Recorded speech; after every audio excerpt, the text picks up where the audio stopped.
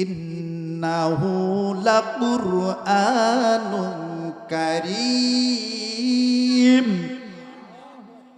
ফি কিতাবিম মাকনুন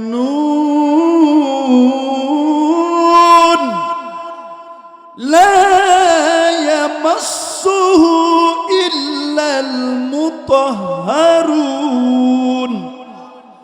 তানজিলুম মির রাব্বিল আলামিন।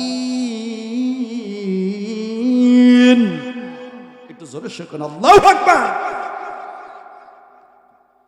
আল্লাহ পাক বললেন, হে রাসূল, ইন্নাহু লাকুরআনুন কারীম, নিশ্চয় এটা সম্মানিত কিতাব, এমন কিতাব যে কিতাবের ভিতরে 500 আইন আমি বান্দাদের জন্য নাজিল করলাম। কয়শত আইন?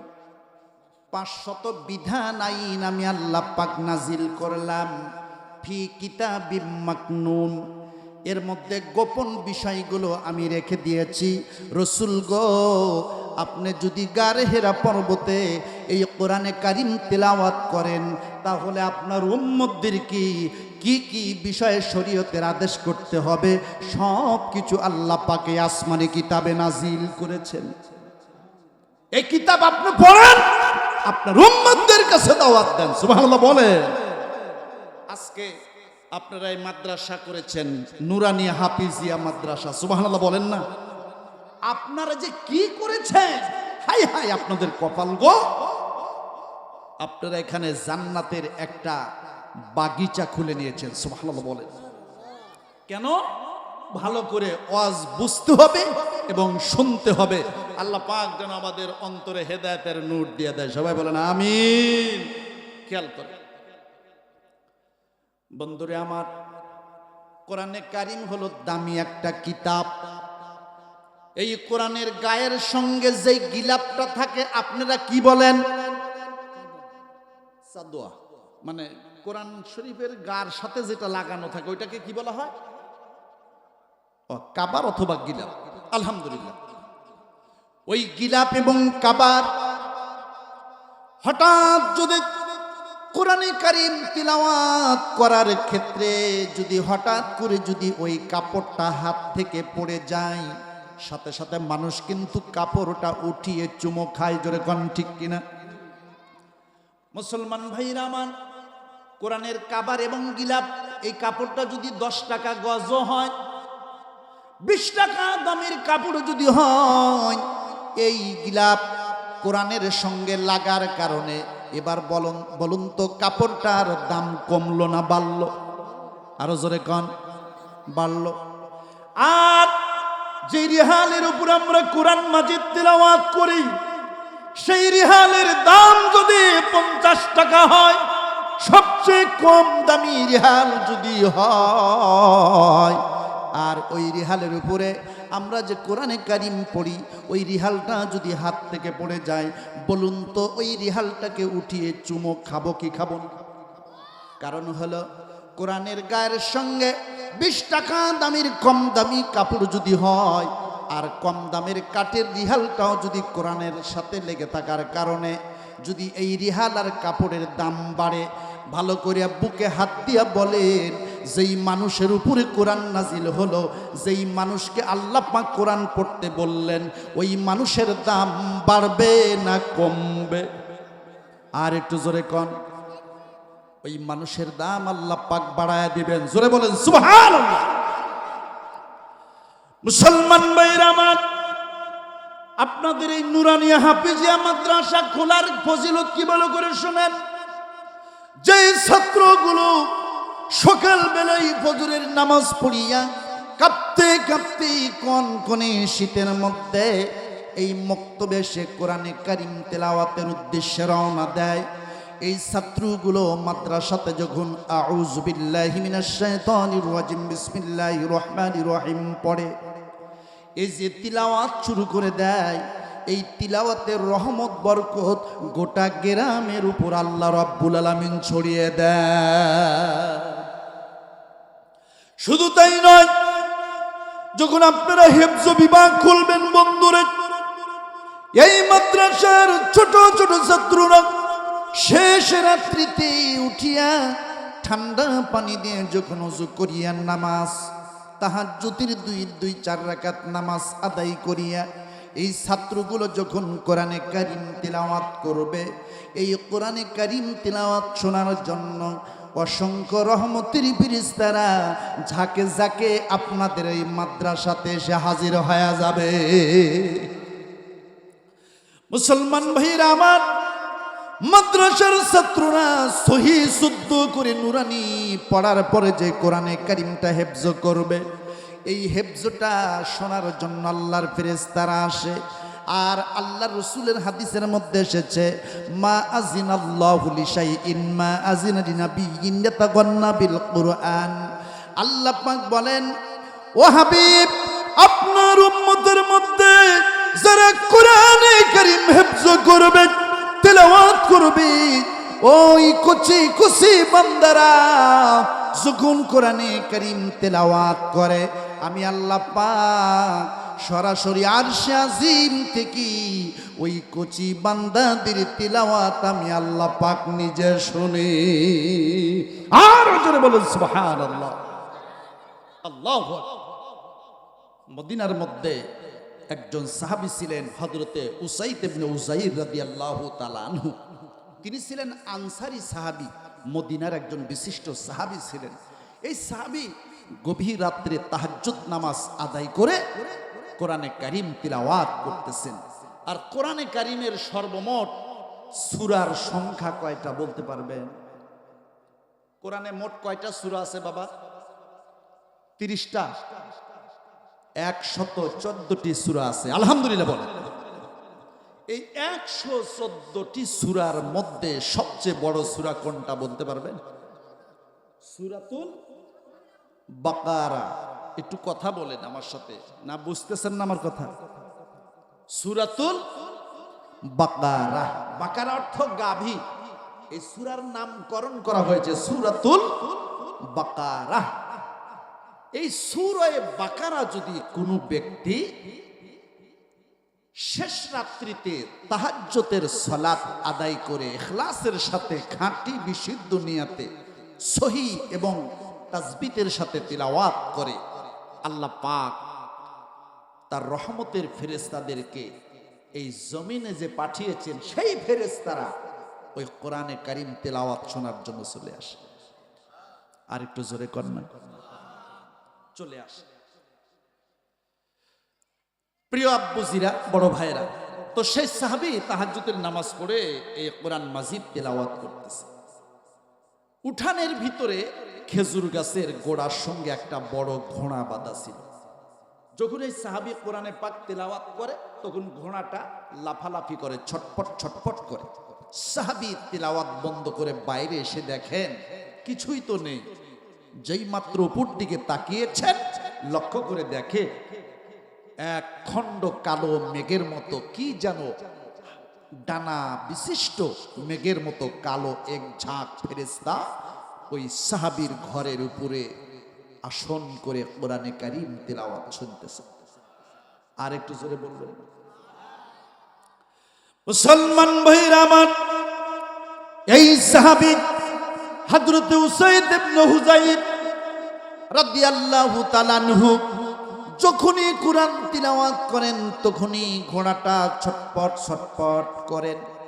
তিলাওয়াত বন্ধ করে দিলে ঘোড়াটা স্থির অনরটল হয়ে যায়। সাহাবী বাইরে এসে লক্ষ্য করে দেখেন কি যেন কালো এক ঝাঁক মেঘের মতো উপরে বিস্তার লাভ করেছে। আল্লাহর নবী সাহাবী হযরত উসাইদ ইবনে হুযাইর রাদিয়াল্লাহু তাআলা আনহু সঙ্গে সঙ্গে ভয় পেয়ে ঘরের মধ্যে প্রবেশ করে দরজা বন্ধ করে দিলেন। কিছুক্ষণ পর মদিনার মসজিদ থেকে হযরতে বিলাল রাদিয়াল্লাহু তাআলা আনহু তিনি আজান দিলেন। আজান দেওয়ার পর এই সাহাবী ঘর থেকে বাইরে এসে উপর দিকে লক্ষ্য করে দেখে আর নাই। জোরে বলেন সুবহানাল্লাহ। মুসলমান আব্বাজিরে, বড় ভাইরে, লক্ষ্য করেন এই নবীর সাহাবী ফজরের নামাজ বিশ্ব নবী মুহাম্মদুর রাসূলুল্লাহ সাল্লাল্লাহু আলাইহি ওয়াসাল্লামের পিছনে আদায় করলেন। নামাজ সমাপ্তে বললেন, ইয়া রাসূলুল্লাহ সাল্লাল্লাহু আলাইহি সাল্লাম, গত রাত্রিতে আমি কোরআন মাজিদে সূরা বাকারা তেলাওয়াত করতেছিলাম, এমন সময় এক খণ্ড মেঘের মতো কালো ঝাঁক আমার বাড়ির উপরে বিস্তার করেছে। আল্লাহর নবী ভয় পেয়েছে, ডর করেছে। আল্লাহর নবী বললেন, উযাইর রে, ভয় পাওয়ার কোনো কারণ নাই, অপশন নাই। কারণ তুমি যখন সুলালিত কণ্ঠে, মধুর কণ্ঠে কোরআনে কারীম তিলাওয়াত করতেছিলে, আল্লাহ পাক এক ঝাঁক রহমতের ফেরেশতারা তোমার ঘরের উপরে এসে তোমার সুন্দর তিলাওয়াত শোনার জন্য তারা অপেক্ষা করছিলে। আরে সাহাবী, তুমি যদি দুপুর পর্যন্ত তিলাওয়াত করতে, ওই ফেরেশতারা তোমার বাড়ির উপর থেকে যেত না। সুবহানাল্লাহ। এই কোরআনে কারীম তিলাওয়াত শোনার জন্যই ফেরেশতারা আগমন করে। জোরে বলেন সুবহানাল্লাহ। আব্বুজিরে ভালো করে শুনেন, আল্লাহর হাবিবের হাদিসের মধ্যে এসেছে, আল্লাহর কোন বান্দা যখন বিসমিল্লাহ সহ সূরা বাকারা একবার তেলাওয়াত করবে, একবার তেলাওয়াত করার কারণে আল্লাহ পাক বান্দার আমলে 113টি সূরা পড়লে যেই পরিমাণ নেকি হবে, একবার সূরা বাকারা তেলাওয়াত করলে আল্লাহ পাক বান্দার আমলে ওই পরিমাণ নেকি লিখে দেবে। সুবহানাল্লাহ। মুসলমান আব্বাজিরা ভালো করে শোনেন, আল্লাহর কোন বান্দা যদি বিসমিল্লাহ সহকারে সূরা ফাতিহা তেলাওয়াত করে, সূরা ফাতিহা মানে কি জানেন কি? কোন সূরা? আলহামদু সূরা। সুবহানাল্লাহ বলেন। এক হাজী সাহেব হজ করতে গেছে, হজ শেষ করে বাসায় আসার পরে জিজ্ঞাসা করছে, আচ্ছা হাজী সাহেব, আপনি তো হজে গিয়েছিলেন, হজ থেকে ফিরে আসার পরে আরব দেশে আপনি কি পাইলেন? বলল, ওরে বাপরে বাপ, সব আরবি, সব কি আরবি, কিন্তু একটা জিনিস শুধু বাংলা পাইছিলাম, সেটা হলো আলহামদু সূরা। আসলে কি আলহামদু সূরা বাংলা? এটাও আরবি। জোরে বলেন ঠিক কিনা? প্রিয় ভাইরা, এই সূরা ফাতিহা যদি কেউ পড়ে, সূরা ফাতিহার সর্বমোট আয়াতের সংখ্যা হলো 60টা। জোরে কোন কয়টা? কথা বলেন কয়টা? 3.5 আয়াত আল্লাহ পাকের জন্য আর 3.5 আয়াত বান্দার জন্য। সুবহানাল্লাহ বলেন। এই সূরা ফাতিহা আল্লাহর কোন বান্দা যদি ইখলাসের সঙ্গে একবার তিলাওয়াত করে, আল্লাহ পাক ওই বান্দার আমলে পূর্ণ কোরআন একবার তিলাওয়াত করলে যেই পরিমাণ সওয়াব, আল্লাহ পাক বান্দার আমলনামায় পুরা কোরআনের একটা সওয়াব লিখে দেবে। আর একটু জোরে বলেন সুবহানাল্লাহ। তাহলে সূরা ফাতিহা পড়লে এক কোরআনের সওয়াব আল্লাহ পাক আমলনামায় দিয়ে দিবে। সুবহানাল্লাহ বলেন। আব্বু জানেরা, বড় ভাইয়েরা লক্ষ্য করুন, আমার আল্লাহ পাক বলেন, ওগো হাবিব, 104টি আসমানি কিতাব আমি আল্লাহ পাক নাজিল করেছি। 104টি কিতাবের শুরুতে আমি বিসমিল্লাহ নাজিল করেছি। সুবহানাল্লাহ বলেন। এই বিসমিল্লাহ যদি আল্লাহর কোন বান্দা ইখলাসের সাথে একবার পড়ে, 104টি আসমানি কিতাব পড়লে যেই পরিমাণ সওয়াব হয়, ওই পরিমাণ সওয়াব বান্দার আমলনামায় আল্লাহ রাব্বুল আলামিন দিয়ে দেবে। সুবহানাল্লাহ। তাহলে প্রতিটা আল্লাহ পাকের আয়াত আমাদের জন্য নেকি আর সওয়াব, নেকি আর সওয়াব। জোরে বলেন ঠিক কিনা? আব্বুজিরা ভালো করে শোনেন, এই যে আপনারা নুরানিয়া মাদ্রাসা খুলেছেন, আপনাদের কপাল ভালো। এর মানে হলো এই ছাত্রগুলো হলো নিষ্পাপ মাসুম, এই ছাত্রগুলো হলো মাসুম। মাদ্রাসার ছেলেদের বয়স যখন 6 বছর হয়, 6 থেকে 12 বছর বয়স পর্যন্ত কুরাইশ বংশের ভিতরে আল্লাহ পাক বড় একজন আলেম পাঠিয়েছিলেন, তার নাম হলো ইমাম শাফি রহমাতুল্লাহ আলাইহি। সুবহানাল্লাহ বলেন। এই ইমাম শাফি বলেছেন মাদ্রাসার ছাত্রদের সঙ্গে আল্লাহর নবী মাঝে মধ্যে জিয়ারত নসিব করেন,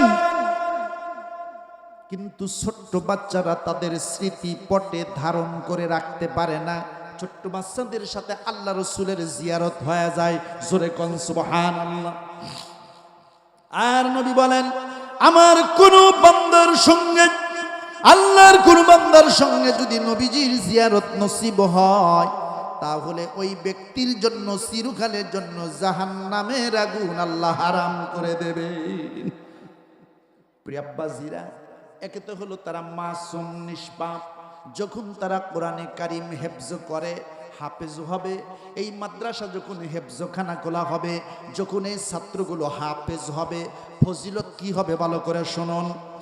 আন আলী রাদিয়াল্লাহু আনহু قال رسول الله صلى الله عليه وسلم من قرأ القرآن فاستظهره فأحل حلاله وحر حرامه أدخله الجنة وشفعه في عشر من أهل بيته كلهم قد وجبت له النار। সুবহানাল্লাহ বলেন। খুব মনোযোগ দিয়ে হাদিস শুনবেন। হযরত আলী রাদিয়াল্লাহু তাআলা আনহু থেকে বর্ণিত, তিনি বলেন আল্লাহর নবী সাল্লাল্লাহু আলাইহি সাল্লাম বলেছেন, যেই ছাত্রটা হেফজ করেছে, ইয়াদ করেছে, মুখস্থ করেছে এবং কোরআনের হালাল হালালকে জেনেছে, হারামকে হারাম জেনেছে, আমল করেছে, ওই হাফিজ কোরআনকে আল্লাহ রাব্বুল আলামিন কিয়ামতের দিবসে জান্নাতে দাখিল করে দেবে। আর একটু জোরে বলা যাবে না সুবহানাল্লাহ। এই হাফিজ কোরআন কিয়ামতের দিন তার পরিবারের মধ্যে 10 জন ব্যক্তি জাহান্নাম অবধারিত হয়ে যাবে। আমার আল্লাহ পাক ডেকে ডেকে বলবে হাফিজ কোরআন, আমি আল্লাহ পাক পারমিশন দিলাম, তোমার মা, তোমার বাবা, তোমার ভাই, তোমার বোন, তোমার আত্মীয় স্বজন, শ্বশুর শাশুড়ি, কলিজার টুকরা, এদের মধ্য থেকে বাছাই করে করে 10 জন ব্যক্তির জন্য তুমি যদি সুপারিশ করো, আমি আল্লাহ পাক আজকে এই কোরআনের ইজ্জতের খাতিরে 10 জন ব্যক্তিকে মাফ করে জান্নাতুল ফিরদাউস নসিব করে দেব। ও আব্বাজিরা, বাজানেরা, ভালো করে শোনেন। এই হাফেজে কোরআন আল্লাহ পাকের টেবিলের সামনে সিজদায় পড়ে যাবে, ডেকে ডেকে বলবে আল্লাহ,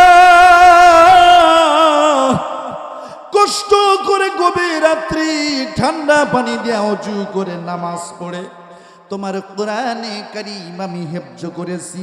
আল্লাহ গো, আমার ফ্যামিলির মধ্যে 10 জন নয়, হাজার হাজার মানুষ আছে। আল্লাহ পাক ডেকে বলবেন হাফিজি কোরআন, পারমিশন দিলাম, তুমি যার হাত আজকে ধরবে আমি আল্লাহ পাক তাকে মাফ করে তোমার সাথে জান্নাত দিয়ে দেব। কারা কারা জান্নাতে যায় দু হাত উঁচু করে দেখান। লিল্লাহি তাকবীর, জোরে সোরে নারায়ে তাকবীর। কোরআন আছে যেখানে, আপনারা কি ভাত খান নাই আব্বুরা? একটু জবানটা বলেন। কোরআন আছে যেখানে, হাদিস আছে যেখানে, বয়াতি গান আছে যেখানে, বাউল গান যেখানে, লিল্লাহি তাকবীর। আল্লাহ তুমি কবুল করো, সবাই বলো না আমিন। আপনারা রাগ করলেন বাজান? আল্লাহ পাক আপনাদের সবাইকে যেন কোরআনে হাফেজদের সাথে জান্নাতুল ফিরদাউস নসিব করে, সবাই বলেন আমিন। একটু খেয়াল করে অল্প সময় আমার দিকে মনোযোগ দিয়ে আলোচনাগুলো শুনবেন। কষ্ট পাচ্ছেন কি? বিরক্ত তো হন নাই?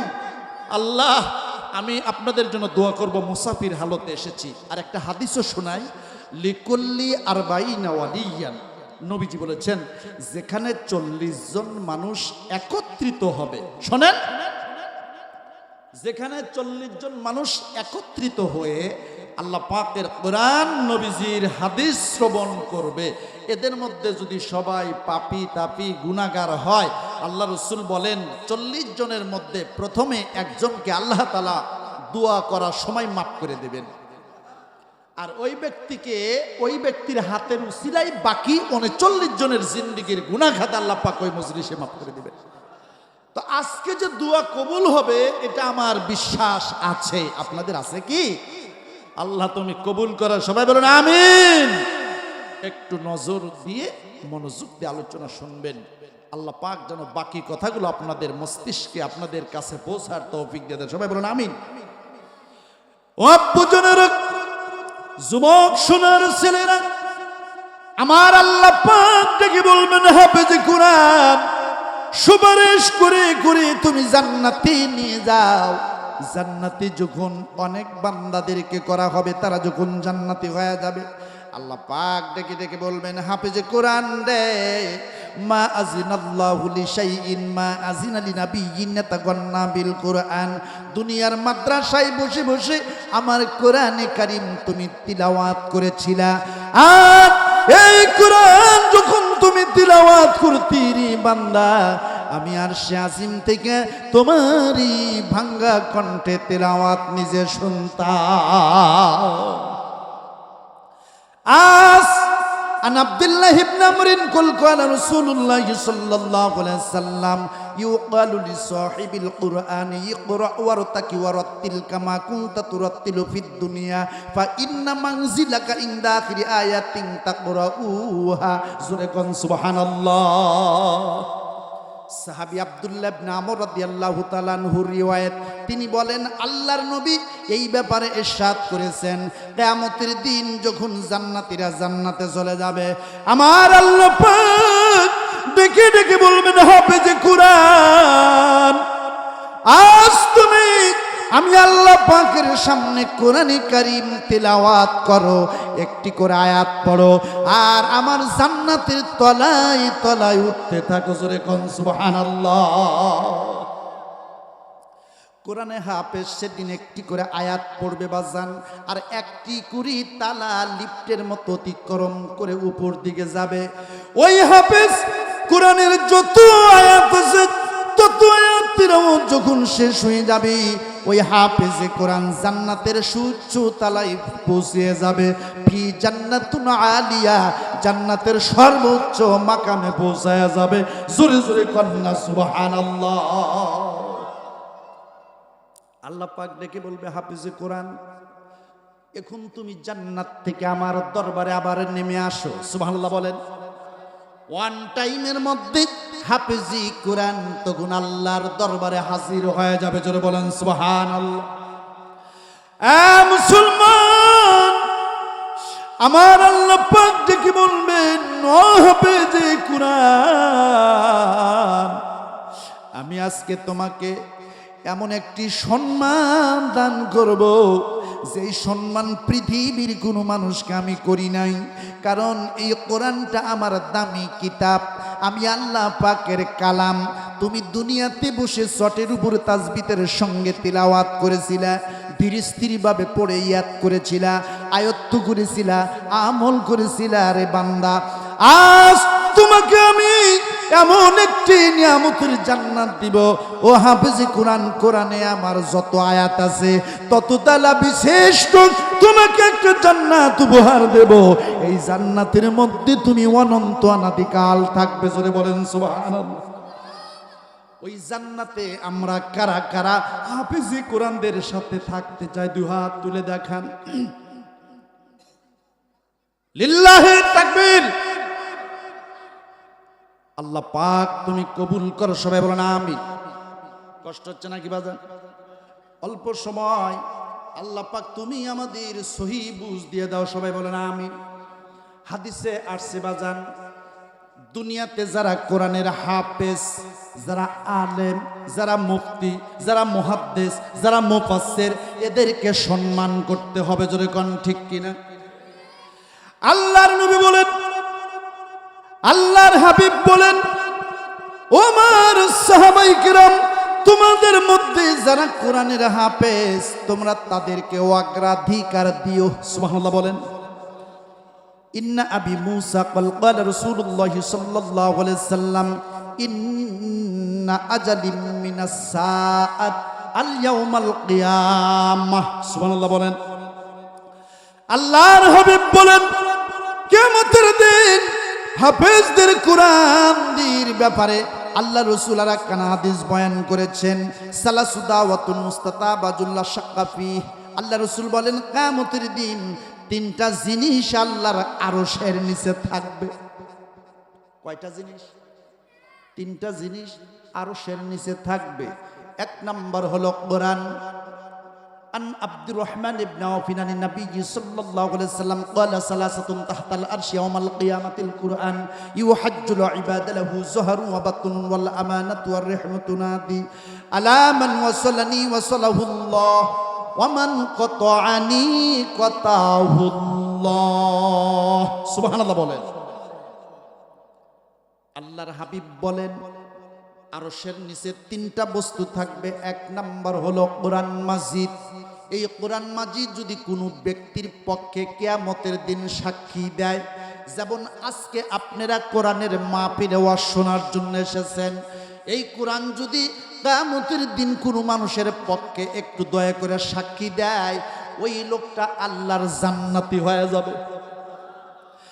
আর যদি এই কোরআন কিয়ামতের দিন কোন মানুষের বিপক্ষে যদি চলে যায়, লোকটা যত আমলদার হোক না কেন, ওই কোরআন তাকে জাহান্নামের দ্বার প্রান্তে পৌঁছায় দিবে। জোরে বলেন নাউজুবিল্লাহ। তাহলে আমরা কোরআনের পক্ষে না বিপক্ষে? আরো জোরে বলেন, পক্ষে না বিপক্ষে?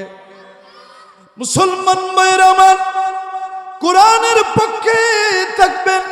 কারণ আপনি যখন দুনিয়ায় কোন দোকানে যান, আতরের দোকানে, আতর যদি নাও কেনেন, কিন্তু আতরের দোকানে গেলে আর যখন দোকান থেকে বের হয়ে আসবেন তখন কিন্তু গা থেকে একটু ঘেরান বের হবে। জোরে কোন ঠিক কিনা? আতর আপনি কিনলেন না, অথচ আতরের দোকানে ঢুকলেন আর বের হলেন, এতে যদি আপনার শরীরটা ঘেরান ঘেরান বলে অথবা আপনার শরীর থেকে সুঘ্রাণ বের হয়, ঠিক আল্লাহর কোনো বান্দা যদি আল্লাহর কোরআনের পক্ষে থাকে, কোরআনওয়ালাদের সাথে যদি সম্পৃক্ত থাকে, কিয়ামতের দিন ওই কোরআন মাজিদ নিজেই সুপারিশ কইরা আল্লাহর ওই বান্দাদেরকে জান্নাত পর্যন্ত পৌঁছায় দেবে। وقال رسول الله صلى الله عليه وسلم কুন আলিমান আও মুতাআল্লিমান আও মুস্তামিআন আও মুহিব্বান। সুবহানাল্লাহ বলেন। নবীজি বললেন তোমরা আলেম হও। জোরে বলেন কি হও? আলেম হও, অথবা আলেমের ছাত্র হও, অথবা আলেমের শ্রোতা হও, অথবা আলিমদেরকে মুহাব্বত করো, মুহিব্বিন হও। কিন্তু আলেম বিদ্বেষী হইও না, আলেম হাফেজদের বিরুদ্ধচারণ করিও না, কারণ তারা নায়েবে রাসূল। জোরে কোন কি রাসূল? নায়েবে রাসূল। আল্লাহর নবী বলেন ও আমার সাহাবীরা, আমিও থাকবো না, আমার সাহাবায়ে কিরামও থাকবে না, তাবিঈনও থাকবে না, খুলাফায়ে রাশিদুনও থাকবে না, ওয়াল মুতাকদ্দিমিন ওয়াল মুআখিরিন সালফে সালিহিনও থাকবে না। একদল আমার উম্মতের মধ্যে সবচাইতে দামি ওয়ারাসাতুল আম্বিয়া, হক্কানি উলামায়ে কেরাম, যারা আহলুস সুন্নাত ওয়ালের মাপকাঠিওয়ালা হবে। জোরে বলেন সুবহানাল্লাহ। তোমরা তাদেরকে অনুসরণ করিও। জোরে কোন কার অনুসরণ?